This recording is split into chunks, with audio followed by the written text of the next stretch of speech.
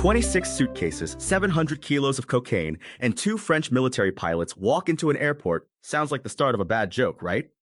Today, we're diving into the incredible true story of the air cocaine case, where a routine flight turned into an international scandal.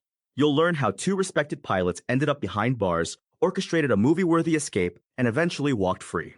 And what makes this case so fascinating is how it challenges our assumptions about who gets involved in drug trafficking. Let's start with that fateful night in March 2013.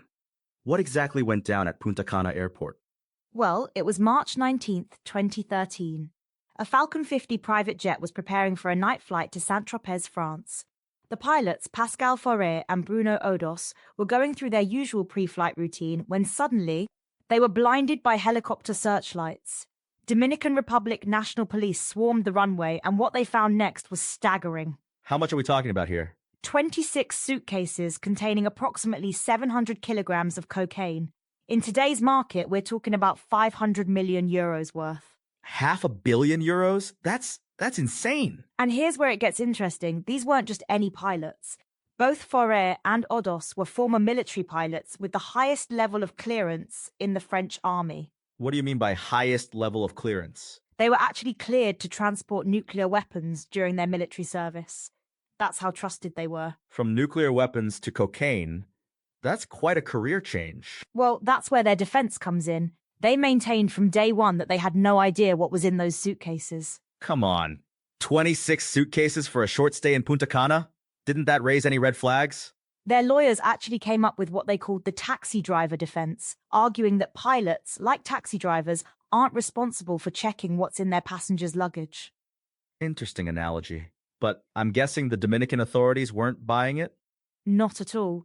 They were sentenced to 20 years in prison. But they didn't serve those 20 years, did they? No, and this is where the story gets really wild. They were initially placed under house arrest. House arrest? For a major drug trafficking charge? Exactly. And in 2015, they took advantage of that freedom to orchestrate one of the most dramatic escapes you could imagine. Tell me about this escape. How did they pull it off? It was codenamed Dinner in Paris and involved fake adult films, multiple hotel transfers in Santo Domingo, and ultimately a fishing boat to St. Martin. Wait, fake adult films? How did that factor in? It was apparently part of their cover story, though the exact details are still murky. The whole operation was orchestrated by French professionals. And France's official position on this escape was? They denied any official involvement. But here's where it gets even more interesting. Once the pilots made it back to France, they were actually protected from extradition. Protected? Even though they were convicted in the Dominican Republic? Yes, but they weren't completely off the hook. They still faced charges in France. And what happened with those charges? Initially, they were sentenced to 6 years in prison by a French court in 2019. But that wasn't the end of the story, was it? No, they appealed the verdict, and in 2021, they were actually acquitted. Acquitted? After all that? Yes, the French authorities claimed there wasn't enough evidence to prove their direct participation in the drug smuggling operation. But there's something that doesn't add up here. Let's talk about the passenger, Nicolas Pisapia. Ah, yes, this is where the investigation gets really interesting. It wasn't his first time flying with these pilots. What do you mean? According to the investigation, he had made several previous trips with them, to Puerto Plata in December 2012 and to Quito, Ecuador in February 2013. Nothing suspicious about multiple trips, right? Well, here's the red flag. Investigators couldn't find any payment records for these trips. Private jet flights aren't exactly cheap. So who was paying for these flights? That's exactly what Christine Saunier-Roulon, the Marseille's magistrate investigating the case, wanted to know.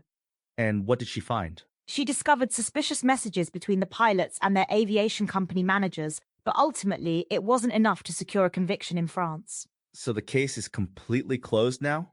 Not exactly.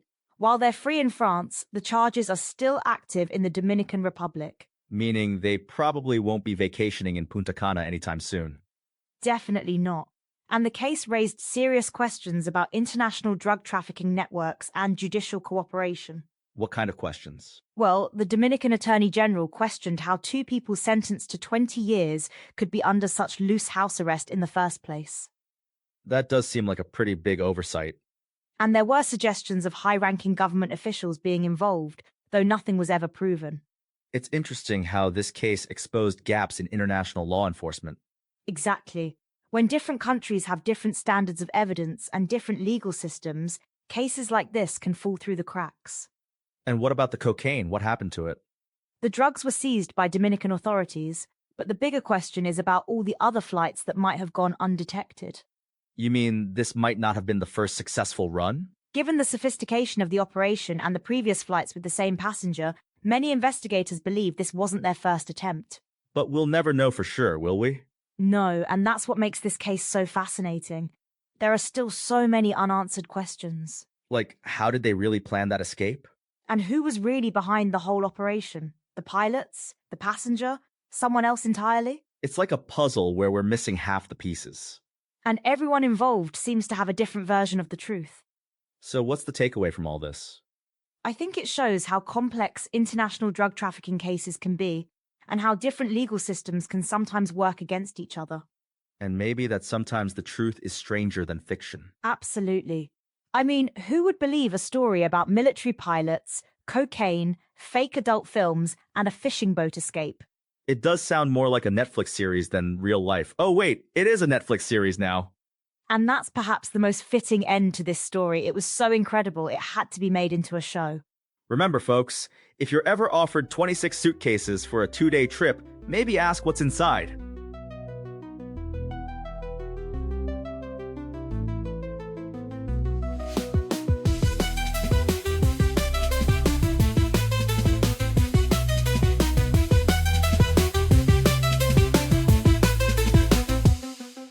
Mad show, let's go, open up your mind and grow. Facts and stories, things you never know. Every episode, we light the glow. Step into the world of Mad Show. Turn it up, let the rhythm flow. Feel the beat, take control. Don't be shy, just let it go. This is where the magic grows. Tune in now, it's the Mad Show. Lights up bright and minds will glow. Every day we learn and grow. Come along and join the flow. New ideas begin to shine. Breaking limits, crossing lines. Every moment feels divine. In the world of Mad Show time. Turn it up, let the rhythm flow. Feel the beat, take control. Don't be shy, just let it go. This is where the magic grows. Tune in now, it's the Mad Show. Lights up bright and minds will glow. Every day we learn and grow. Come along and join the flow.